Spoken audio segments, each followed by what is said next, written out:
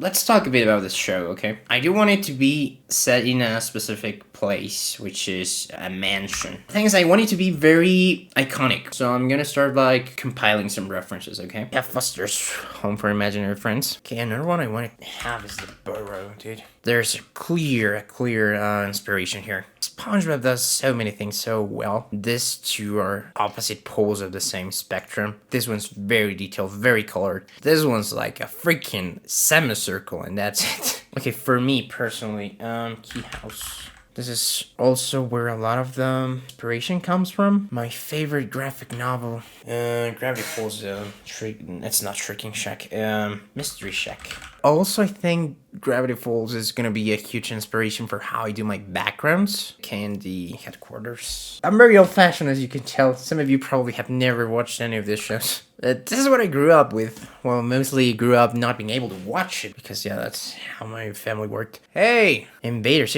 just read you, Caleb. How are you doing, man? Oh yeah, that's a pretty good example. This is basically the same as the character. I'm forcing myself also to watch at least 1 hour of animation every single day. It's a way to get better at stuff. Just try to grab as much knowledge as you can from just watching stuff. Let's see if it works. We have like just a rough estimate, like 25 or something. This one's gonna be one of my main references for shapes and angles and curves and straight lines. We're gonna have setting, shapes, color, and style. I love the use of shapes. Like the house is so tiny and the tree is massive. There's a freaking part of the Titanic embedded here. There's a plane. This one, it's too generic. I don't really like it. I don't know. It looks flat to me. These are basically the same idea. I'm gonna go 100% with Kim Possible in this one. This one, I like the narrative aspect of it as well. Why are all the trees coming to this side?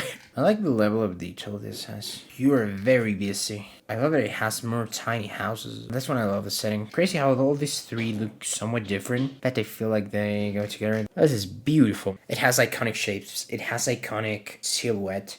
I need to emulate this without you thinking I copied it. And that's a huge challenge. We're gonna put this one in the center. This one's my main reference. I love that it has this huge thing that's dropping smoke and this huge bridge that takes to it. So we're taking it to the setting thing. Shapes are insane. Size is insane. You, Simpsons house. Not style I'm going for, not anything I'm going for with it. You, on the other hand, the level of detail in this is insane. It's for a comic book, not for animation. Had a certain level of uniqueness to it. It had this very impractical idea of making the house uneven and unsymmetrical as possible. That is exactly what I'm trying to do.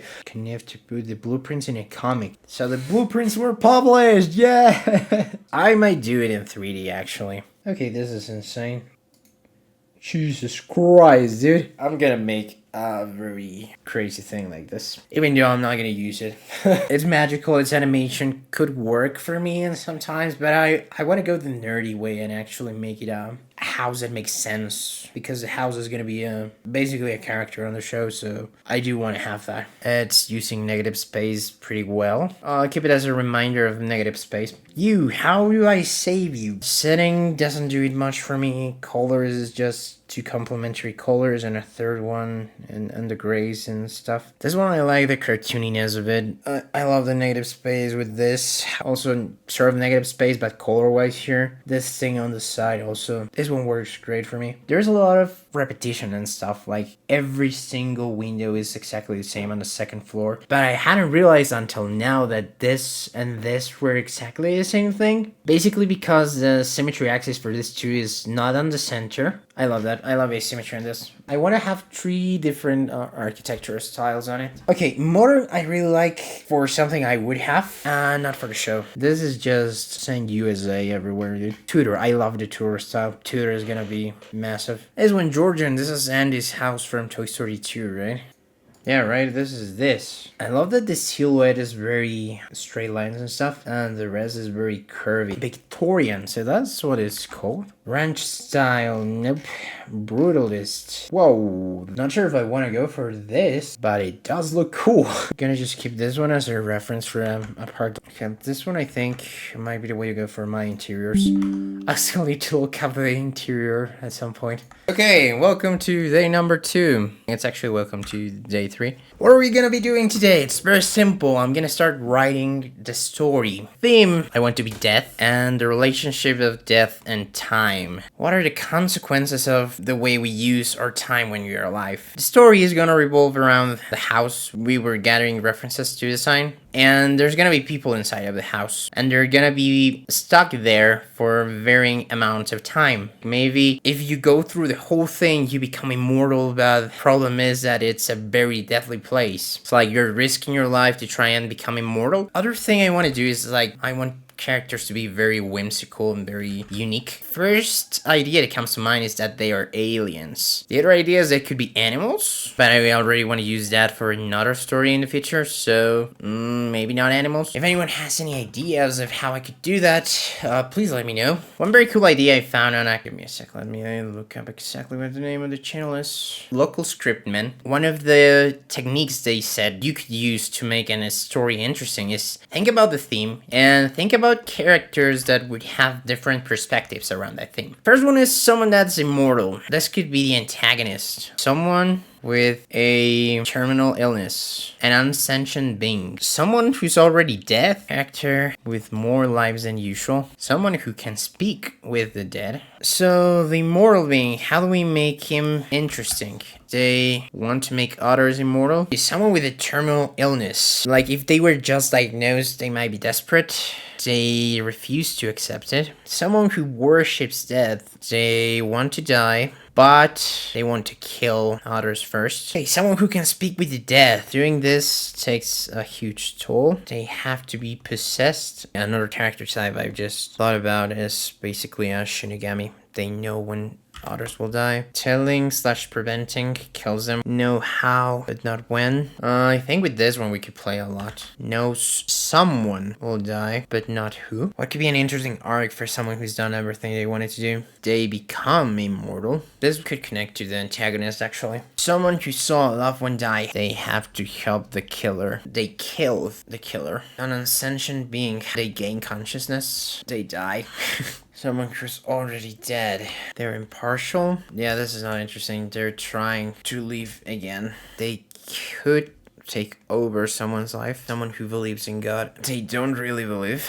Okay, let's start marking the ones I think that are the most interesting. Someone with a terminal illness. They refuse to accept it. One who knows, telling/preventing kills them. This could be an interesting visual for the whole show. Like, I imagine someone that has a body, like basically a sand clock. Who, where, when, how. It would be interesting if there's a character that can predict either one of these four about someone dying. But you can only choose one. Like, you can know who's gonna die, but not where, when, or how. The way to make knowing who is interesting, if you know who, but having multiple characters that could be the who. Knowing only the where, but it's a place they have to go through frequently. Knowing the when, but it's ambiguous. It's not specific. And knowing just how, but it doesn't make sense. Okay, that's what I have for now. Let's see, synthetic being, dying wipes their memory. This will allow me to have a very complex character for the first episode, but then we can just concentrate on one of the parts. Mainly, I think it would be the head. Okay, someone who can speak with the dead. I guess possessed for X amount of time. This could be interesting, boys work-wise. For the unsentient being, it could be interesting that they gain consciousness. Someone whose loved one die. It's interesting if they killed the killer, and it's also interesting if they want to revive the loved one. Maybe the reward's not necessarily immortality. They can cheat dead in the way they choose to. The one that has multiple lives, maybe connect this to this one that can revive others. Like, they can maybe swap lives or something. They could sacrifice themselves. Like, if we combine the ghost, their unresolved business is that they have to either help the killer or they kill the killer. They're trying to leave again. This could be maybe the real motive. I think the ghost is one of the characters I do want to have, especially because it's very visually distinctive from the rest. Let's just start noting down the characters that are interesting. Immoral, they're tired of it, they want to die. Someone that's dying, they're desperate or refuse to accept it. Death worshipper, they think killing is good. Secret trait, an oracle type thing.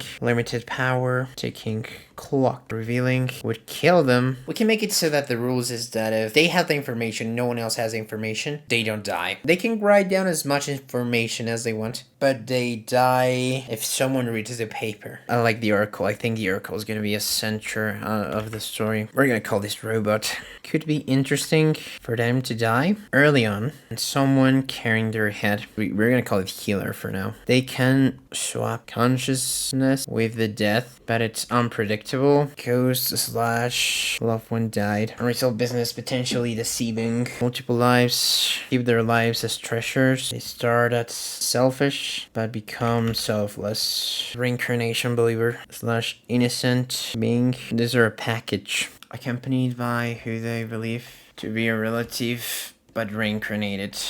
Eventually gain consciousness. It would be interesting if this one ends up being the villain.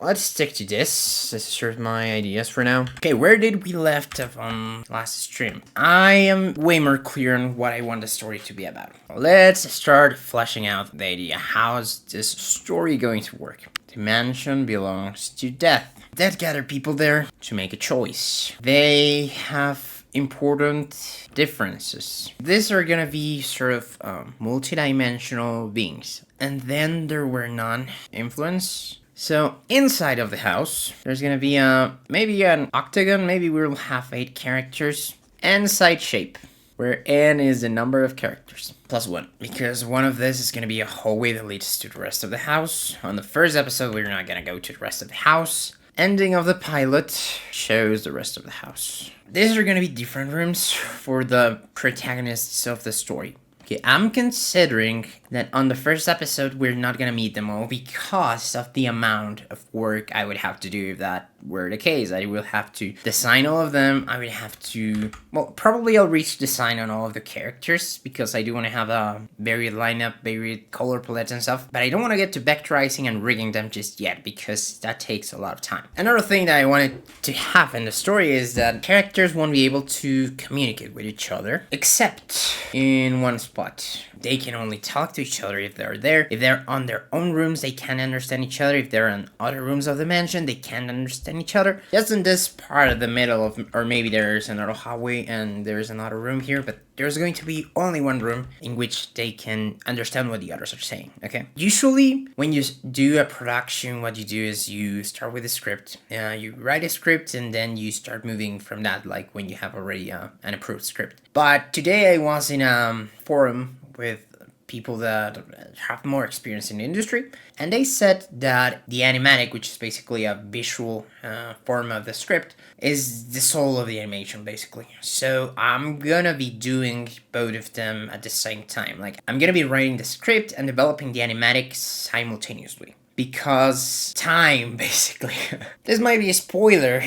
Like, the one thing I'm struggling with is with how much information do I want to show. But I think nobody else is doing anything like this, like showing the whole process. So I'm going to be transparent, at least with the pilot. Any information that appears during the pilot, I will show very openly. This choice, Death wants to have the same system in every universe. What do I mean by this?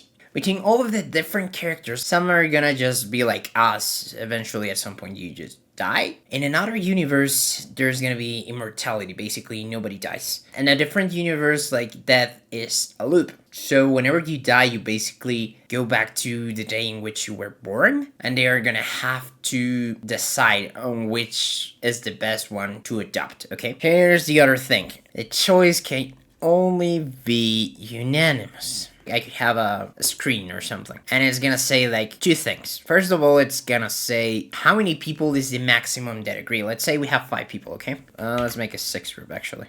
At the start, nobody agrees, but eventually these 3 agree on one of the ways that life is going to work. These 2 also agree on a different one, and this one has its own view. We're gonna have 3 because this is a bigger cluster, and there's 6 people, so this number is gonna be 6. Maybe this is not explained, but the idea is that whenever this number matches this number, the whole thing ends. Also, the house is gonna basically be filled with doors that lead to different dimensions, in which it's gonna be implied that every single universe has a different take on how that works. So they have to go through as many rooms as they can and understand how life and death works in those universes. Let's say in this universe, it's like ours. So if a car crushes you, you die. Even if you were born in a universe in which you are immortal, those rules apply. If you go to the immortal universe and you get crushed by a car, you wouldn't die. So they can experience it sort of firsthand, not with all of them, but with some of them. I don't want just them to go to the one in which they can die and they all die and that's the end of the story. That's stupid. And the premise is that Death is tired of having to remember this many systems and going to a universe and saying, okay, what's the system here? Oh, they're immortal, so I have nothing to do with this. Okay, I have to go. What about this next one? Oh, they have to, I don't know, I just take them to hell. I just take them to heaven. There are many different ways in which people think that death works, and I want to explore some of those and also mix them with some that I create on my own. Life rule ideas. You just die. You go heaven or hell. You reincarnate. You restart your life. Life doesn't exist. It's gonna be one as well. If you are watching this after the show is out in like 5 years, you already know why this is important, okay? You become a ghost. Okay, let's say everyone's a machine. Reincarnation, same species. Basically, you die and a baby's born at the same time. You die and become a tree or something. Afterlife, as long as you're remembered. You relive your death eternally. You're stuck. And wherever you die, like your soul gets stuck there. Do you become an inanimate object? Eternal fight and glory. That's Valhalla, right? Another one is you relive your death eternally. Zombies, that's one I should have had way earlier. Your body is a vessel for your future self. This one's interesting. I didn't know that was the reason why Egyptians mummified people. It says you earn points through your life and get to decide where to go depending on how many you got. I like that idea. You get tokens in life to spend for a destination in death. I like the same idea, but to buy things when you're dead. We want a universe in which killing gives you power in death. Lives are transferred by killing. When you die, you choose someone to give an extra life to. Lives are collective. You have to kill a group for all members to die. For life is rooted to an object. If you die, you become a statue. Where did that idea come from? When you're born, your parents choose the one specific way you can die. Okay, this one's dark, but you can only die by suicide. That's how you get banned on Twitch, right? You turn to dust. You become your horoscope. You experience your life in reverse. You can choose one specific moment to relive. You're conscious, but you're stuck in a void. You're reborn on a different planet. You become a star. You become ... Go nuts with it. You can enter a fiction world of your choosing. Like maybe you die and you go to the Hunger Games. How you die dictates your afterlife. Resurrection is possible. It's an escape room. You're tested on your knowledge. You can visit the afterlife. You're forced to accompany someone until they die. I like this one. Well, not everyone would have a guide, but those who do have a guide would have to have a life that was better than those who didn't have a guide. That's how I perceive that one. What I'm gathering from all this research is that death could be made out of different parts. Like maybe that's a conclusion the characters reach at some point. Like, well, one of the parts about that is like, okay, do we have multiple destinies that you're gonna have? Is there just one destiny for everyone? Does it matter what you did in life to determine your destiny, or does it not matter? So we can start to break down some stuff into sections. I'm a bit tired. Thank you to everyone who joined. Thank you for your ideas. Bye.